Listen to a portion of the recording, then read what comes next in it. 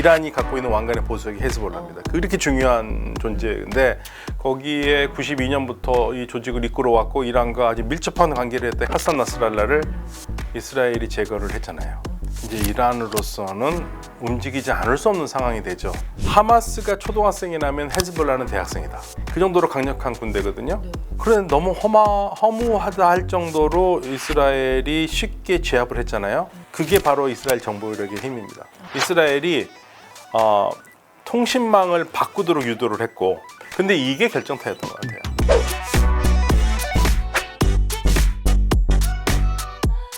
일타 강사 함께하는 경제이탈법. 오늘은요 중동 사태에 대해 자세하게 이야기해 주실 분을 모셨습니다. 박현도 교수님이십니다. 교수님 어서 오세요. 네, 안녕하십니까. 네, 안녕하십니까. 서강대 유로메나 연구소의 박현도입니다. 이슬람과 중동을 가르치고 공부하고 있습니다. 네, 교수님. 먼저 이 얘기 여쭤봐야 될 것 같아요. 이란이 이스라엘의 미사일을 발사하면서 공격했습니다. 뭐 나스랄라에 대한 보복이다 이런 이야기도 나오는데요. 이 사태 좀 어떻게 보셨는지. 그렇죠. 보복을 하지 않을 수가 없는 상황이 됐죠. 지난 7월에 그 지금 새로 대통령된 페제시키안 대통령의 취임식에 경축 인사로 온 하마스의 지도자 이스마일 하니예가 이란에서 죽었거든요. 그러니까 뭐 이스라엘이 모사드가 했다고들 다들 얘기를 하고 있는데 이게 우리로 치면은 어떤 거냐면 우리 대통령 취임식에 외국 인사를 불렀는데 이 외국 인사를 노리는 사람들이 많아서 아주 우리 국정원이 아주 은밀한 곳에 숙소를 마련해 놓고 했는데 죽었어요. 네. 나중에 페제시키안 대통령이 얘기를 했는데 그때 우리에게 미국과 서방 국가가 휴전이 이스라엘을 공격하지 말아라, 보복하지 말아라. 그리고 휴전이 곧 될 거니까. 그래서 그 말을 믿고 보복을 안 했다는 거죠. 그런데 페제시키안 대통령이 하는 말이 미국과 서방은 우리에게 거짓말을 했다. 그런데 이번에는 하산 나스랄라가 죽음을 당했잖아요. 그런데 하마스하고 헤즈볼라를 좀 구분을 해야 되는데 하마스는 이란과는 종파가 다릅니다. 순니파고요. 무슬림 형제단에서 파생된 그룹이고 이게 팔레스타인 조직이거든요. 헤즈볼라는 이란이 만들고 후원한 조직이에요. 여기는 시아파고요. 기자님, 그 왕관에 보석이 없으면 왕관입니까? 그냥 모자죠. 이란이 갖고 있는 왕관의 보석이 헤즈볼라입니다. 그렇게 중요한 존재인데 거기에 92년부터 이 조직을 이끌어왔고 이란과 아주 밀접한 관계를 했던 하산 나스랄라를 이스라엘이 제거를 했잖아요. 그리고 이란의 또 장군도 또 같이 죽었어요. 예. 그러면 이제 이란으로서는 움직이지 않을 수 없는 상황이 되죠. 근데 사실은 실질적으로 참는 게 더 좋아요. 참는 게 승자인데 이란으로서는 참기가 어려웠던 게 이렇게 되면 이란이 후원하는 세력들이 있잖아요.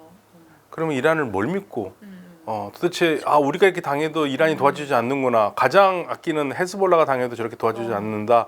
이렇게 되면 사실은 이제 국가 체면 문제가 있죠. 그래서 보복에 나선 것 같습니다.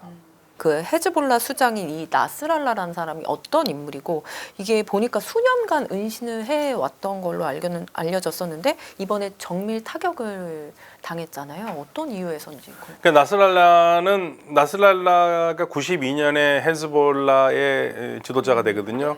그 전까지 이 헤즈볼라는 이스라엘의 그 팔레스타인 강압에 반대하면서 해방을 시키기 위한 열렬한 그 마음을 가진 사람들이 자발적으로 운동을 하던 단체였다고 생각하시면 돼요. 싸움 잘하는 사람도 있고 그리고 분노하는 사람도 있고 그래서 어떻게 해서든지 이스라엘 타격을 주기 위해서 개인적으로 아니면 조직적으로 움직이긴 했는데 그 조직 자체가 탄탄하진 않았죠. 그래서 화가 난 사람들이 이스라엘 향해서 폭탄을 던지고 싸우는 사람들의 모임이었다면 하산 나스랄라가 이 조직을 받으면서는 이 조직을 완벽하게 군사 조직으로 재편을 했어요. 그리고 이란의 강력한 후원을 받으면서 훈련을 또 시키고 이란에서. 그러니까 실질적으로 지난 32년 동안 하산 나스랄라가 헤즈볼라를 키웠고 좀 과장된 얘기로 하면 하산 나스랄라가 헤즈볼라다. 네, 그 정도 상징적인 인물입니다. 이번에 이스라엘군이 그 나스랄라를 포함한 지도부 회동 장소에 벙커버스터라고 불리는 이 초대형 폭탄을 퍼부었다고 하더라고요. 좀 찾아보니까 괴물 미사일이다 네, 이런 네. 얘기가 붙는데 이 벙커버스터는 어떤 폭탄인가요? 그러니까 말 그대로 벙커를 때리는 거거든요. 그러니까 하산 나스랄라가 항상 목숨을 이스라엘에 놓이기 때문에 실외로 다니지를 않아요. 그러니까 어디 있는지를 몰라요. 하산 나스랄라의 방송이 있다 그러면 다 그거를 은밀한 곳에서 찍어서 올리는데 대체적으로 지하라고 보거든요. 그러니까 이번에도 회의를 하려고 모인 장소가 지하 18m였다는 거죠. 그러면 거기 지하 18m면 우리로 치면은 그 뭐 지하 주차장으로 한참 내려가잖아요. 보통 뭐 한 2m 40이니까 층간 거리가 한다 하더라도 한 6, 7층 아래로 내려가야 되는 거죠. 거기까지 폭탄이 가기가 쉽지가 않잖아요. 보통 폭탄은 지상에서 터지는데 그러니까 그거를 강력하게 뚫고 내려가는 폭탄이 벙커버스터입니다. 이게 이제 어디서 많이 쓰냐면 지하에 있는 군사시설을 때릴 때라든지 특히 뭐 지하 핵시설 같은 경우에 때릴 때는 벙커버스터가 가장 중요하죠. 근데 깊이에 따라 다른데 18m를 뚫고 들어갔다는 것은 어마어마한 파괴력이죠. 그럼 이번에 뭐 헤즈볼라 내부에 첩자가 뭐 있었을까요? 이번에는 어떻게 그동안 꽁꽁 숨어져 있었는데 이렇게 타격을 당했을까요? 아마도 그럴 가능성이 굉장히 큽니다. 헤즈볼라가 통신망이 완전히 노출됐거든요. 사실 우리가 그런 얘기를 많이 했어요. 이건 우리뿐만 아니라 전 세계적으로 중동 공부한 사람 다 그런 얘기를 하는데 하마스가 초등학생이라면 헤즈볼라는 대학생이다. 예, 그 무기 자체나 이거는 사실 비교할 수가 없다. 그 정도로 강력한 군대거든요. 그리고 이스라엘도 헤즈볼라를 만만하게 볼 수가 없는 상대인데 거기다 이게 정규군도 아니에요. 그런데 너무 허무하다 할 정도로 이스라엘이 쉽게 제압을 했잖아요. 근데 그게 바로 이스라엘 정보력의 힘입니다. 예를 들면은요, 푸아드 슈크르라고 헤즈볼라의 2인자가 사망했어요. 이스라엘이 제거했죠. 근데 제거한 작전을 보면은 휴대전화기로 위험하니까 빨리 이쪽으로 옮겨가라. 그래서 그걸 받고 갔는데 거기서 폭탄이 터진 겁니다. 그게 무슨 말이냐면 이미 휴대전화망을 완전히 이스라엘이 장악을 한 거예요. 그래서 헤즈볼라 입장에서는 위험하구나. 휴대전화 쓰면 안 되겠다. 그래서 휴대전화를 버리고 우리 요즘 젊은 세대들은 전혀 모르는데 삐삐. 네, 삐삐. 네. 써보셨어요? 아니 그 세대라고 해야 될지 아내라고 해야 될지. 네, 저는 그게 전화번호가 뜨고 연락하는 거잖아요. 그걸로 바꾸기로 한 거예요. 그걸로 바꾸기로 해가지고 그거를 주문을 했는데 그걸 이제 그 만든 회사가 이스라엘이 모사드가 운영하는 회사였다는 거죠. 그러니까 거기에 폭탄을 심은 겁니다. 그래서 이상한 코드를 집어넣고 폭탄을 심었고 그게 약간 이상하다는 느낌이 든다고 대원들이 얘기를 하니까 이스라엘이 먼저 그걸 터뜨린 거죠. 근데 이게 결정타였던 것 같아요. 왜냐하면 이스라엘이 통신망을 바꾸도록 유도를 했고 그러면 무선 전화기에서 무선 호출기는 비교적 안전하거든요. 안전한데 그거에다가 안에다가 폭탄 3g을 폭약 같은 걸 발라서 터뜨리는 거잖아요. 근데 우리가 삐삐라는 거는 주머니에 넣거나 바지 주머니에 넣거나 아니면 허리춤에 차잖아요. 그 터졌다고 생각해보세요. 어떻게 되겠습니까? 그러면은 복부 쪽에 내장이 터질 수 있고요. 그다음에 남성 성기 부분이 다 날아갈 수 있고요. 그러니까 보통 이게 아니거든요. 근데 그게 3,000명이 그렇게 당했어요. 그 300명 정도가 죽었고요. 그 삐삐나 이런 거를 갖고 있는 사람들이 최하급 관리는 아닐 거 아닙니까? 저는 중견 정도로 될 거 아닙니까? 그런 사람들이 다 무력화가 되니까 헤즈볼라 자체가 무력화가 돼버렸고, 그러니까 이게 전부 다 이스라엘의 정보력에 있었다는 거고. 나스랄라의 위치도 파악이 된 것도 이것도 다 내부 척자가 있었을 것이라고 봅니다. 네, 아니면은 내부 척자가 아니더라도 그 통신과 연결되거나 그거를 행복을 잘 알고 있는 사람들이 전해줬을 것이다. 그게 가능했던 이유는 원래 헤즈볼라가 작고 강한 조직이었는데 2011년 아랍의 봄을 지나면서 시리아 내전에 참전하면서 조직이 커졌어요.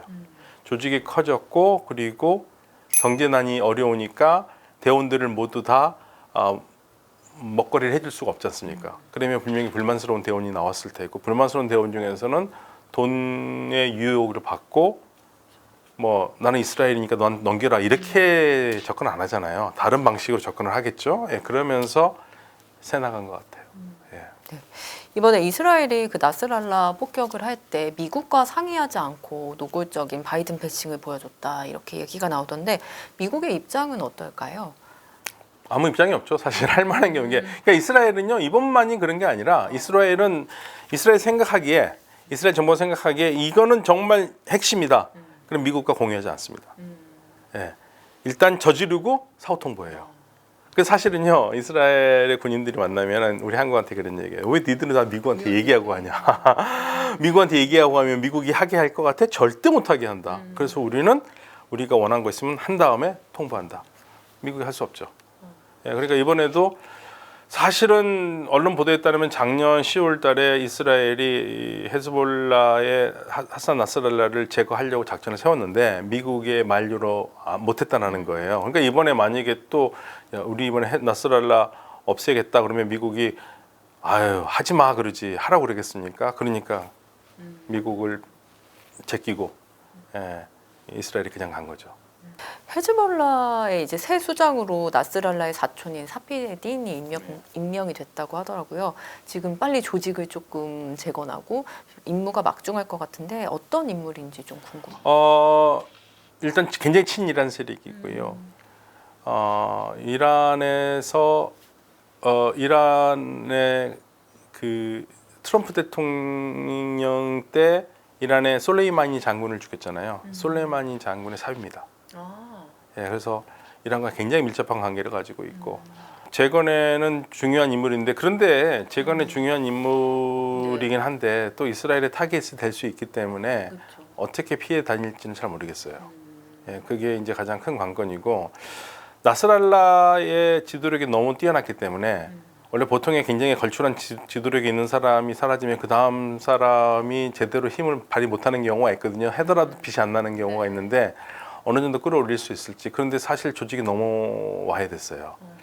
생각해 보세요. 3,000명 정도가 지금 부상을 입고 당했었다면 실질적으로 핵심 세력이 많이 사라진 거거든요. 아무리 뭐 하슨 나스라라는 말로는 헤즈볼라 대원이 10만 명이 된다고 하지만 지금 당장 큰 위기를 맞고 있는 거죠. 네타냐후 이스라엘 총리의 리쿠르당이 지지율 1위를 탈환했다고 합니다. 이렇게 좀 공격적인 행동을 불구하고 오히려 이런 행동이 지지율에도 긍정적인 부분을 준다 이런 얘기도 있는데요. 네타냐후의 지지율이 높은 이유는 뭘까요? 헤즈볼라 때문에 그렇습니다. 그러니까 헤즈볼라하고 하마스를 따로 보셔야 되는데 하마스 때는 왜 문제가 되냐면 인질을 잡아갔잖아요. 그러면 국가가 어떻게 해서든 인질을 풀어야 되잖아요. 솔직히 우리가 인질을 잡혀갔는데 내 가족이 잡혀갔는데 하마스 소탕을 위해서 내 가족 죽어도 좋으니까 일을 해보세요 하고 할 수 있는 사람이 어디 있겠습니까? 그러니까 인질을 다시 구출하고 싶은데 할 수 있는데도 안 하고 있다고 생각을 하고 있기 때문에 물론 네타냐후 총리는 뭐 나는 열심히 하고 있다고 하지만 그렇지만 뭐 성과가 없으니까 그래서 이 모든 전쟁의 책임은 네타냐후에 있다고 생각을 하고 전쟁이 끝나면 네타냐후는 분명히 심판을 해야 된다라는 게 민심이에요. 그러니까 지지율이 낮았죠. 그런데 왜 갑자기 헤즈볼라를 공격하는 데 높아지느냐? 거기엔 또 이유가 있습니다. 우리나라는요. 남과 북이 대치 상태에서 휴전선이 있고 휴전선의 북쪽, 남쪽을 각각 2km씩을 비무장지대로 설정해 놓고 있잖아요. 그리고 비무장지대로 설정해 놓고 있고 거기에 철책이 있고 철책의 안에 철책에서 우리 군인들이 지키고 있고 그다음에 군인들이 지키는 철책에 민간인 통제선이 있잖아요. 거기는 이제 우리 민간이 더 못 들어가잖아요. 그러니까 상당히 이게 휴전선에서부터 민간인 통제선까지는 굉장히 길어요. 우리 주민들이 안 사니까. 그러니까 어느 정도 안전한 망이 확보돼 있잖아요. 근데 문제는 이스라엘은 레바논과 국경에 그게 없어요. 그래서 국경에 다 살아요. 그것도 좀 신기한데 국경에 사니까 우리 같으면 국경에 안 살 텐데 살잖아요. 그러면 헤즈볼라가 로켓을 쏘잖아요. 그러면 그대로 맞아요. 그래서 작년 10월 7일에 하마스가 공격을 했고 10월 8일부터는 헤즈볼라가 하마스를 돕기 위해서 이스라엘을 공격을 해왔거든요. 그러는 바람에 국경 5km 안에 있는 6만 명이 고향을 떠나서 남쪽으로 내려와 있어요. 그러니까 우리로 치면 서울이나 안양이나 뭐 수원 이런 데에 있는 겁니다. 그러면 그 사람들은 지금 먹고 살 거 아무것도 없잖아요. 그러니까 나라에서 숙박비를 주는 거예요. 그것도 그 하루 이틀이죠. 1년이 돼 가는데. 그 사람들 입장에서는 뭐냐면 인질로 잡혀간 사람들의 그 가족들은 우리 인질을 빨리 구출해야 된다고 하고 있는 거고, 이 사람들은 이게 뭐냐? 어떻게 나라가 이게 정상적인 나라냐? 1년 동안 내가 집을 떠나 있는데 나라에서 아무것도 안 하느냐?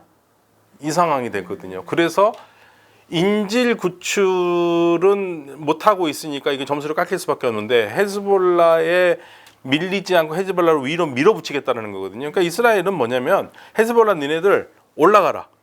4에서 7km. 지금 이스라엘이 얘기하는 건 7km 북쪽으로 올라가서 거기를 비우란 얘기예요. 우리 치면 비무장처럼 비워라. 근데 헤즈볼라가 비우겠습니까? 내가 누구 좋으라고 그런 일을 하겠어? 우리 다 시설이 있는데, 그렇죠?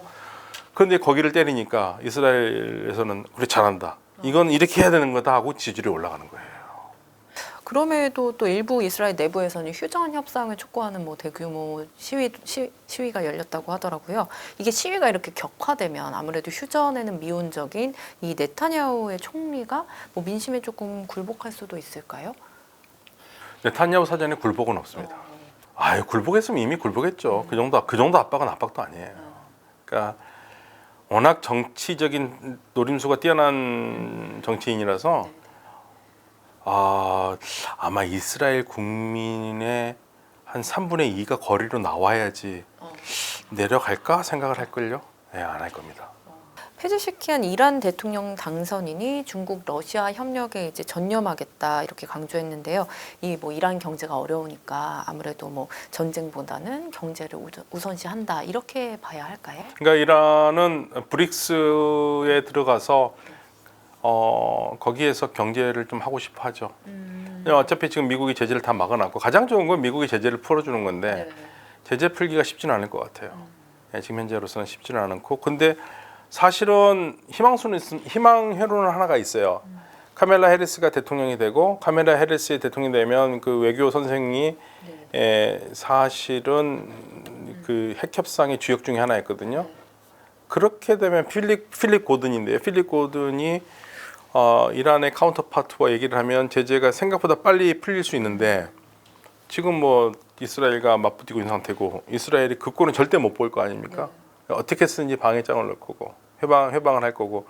그래서 지금 그건 그거대로 가지만 더 중요한 거는 지금 현재로서 풀 수 있는 것은 중국과 러시아와 같이 가는 게 제일 좋죠. 그래서 그러면서 남남 협력이라고 그럴까요? 예, 그 브릭스에 있는 국가들 그리고 전 세계의 G7 쪽에 붙지 않는 나라들과 협력을 하면서 뭔가 해보겠다라는 그런 의지의 표현이죠. 이 레바논 국경에 네. 이스라엘 지상군이 이제 집결을 하니까 제한적 침공이다 이런 이야기도 있고요. 또 뭐 지상전이 좀 임박했다 뭐 이런 이야기도 있는데 어떻게 보시죠? 그러니까 이스라엘도 이 지상전 들어가는 거 어렵다는 거 알거든요. 지상전은 사실은 전쟁이라는 건 들어가는 게 문제가 아니라 나오는 게 더 힘들어요. 예. 그래서 지금 이스라엘이 하려는 지상전은 대규모의 군인들이 들어가는 게 아니라 헤즈볼라가 구축해 놓은 땅굴이라든지 이런 시설들을 파괴하기 위해서 특수 정예 부대를 넣어서 정리를 할 것 같아요. 그런데 헤즈볼라가 그걸 가만히 보고 있지 않을 것 같으니까 아무래도 교전이 있을 가능성이 크죠. 그래서 이스라엘이 말하는 것은 전면전이 아니라 제한적인 지상전쟁을 얘기합니다. 네, 그게 현명하죠. 왜냐하면 2006년에 이스라엘이 헤즈볼라와 맞붙어서 세상을 떠난 이스라엘 군인이 120명이 넘었어요. 그리고 민간인까지 하면 거의 160명이거든요. 이스라엘이 그것도 정규 군이 아니라 예, 소위 말해서 비정규군의 게릴라라고 할 수 있는 헤즈볼라한테 당했고, 그거를 복귀하고 있겠죠. 그래서 헤즈볼라는 지금 들어오려면 들어와라 이렇게 하고 있는 거고, 그래서 오히려 처음과는 달리 이스라엘이 조금 더 신중한 모습을 보입니다. 현재는. 네. 그런데 그러면 이란이 핵을 지금 어느 정도 하고 있느냐? 마치 언론 이런 데에서는 이란이 핵무기를 바로 가질 수 있다고 생각하는데, 지금 얘기하는 거는요, 이란이 핵무기를 만들 수 있는 가장 기본적인 원재료에 도달할 가능성이 굉장히 커졌다는 거예요. 예. 아직 확보 못했습니다. 중동 지역에서 가장 큰 이슈는 뭐 이란, 이스라엘도 있지만 팔레스타인 문제 결국 해결이 돼야 되거든요. 팔레스타인 두 국가 해법이 과연 가능할 것인가?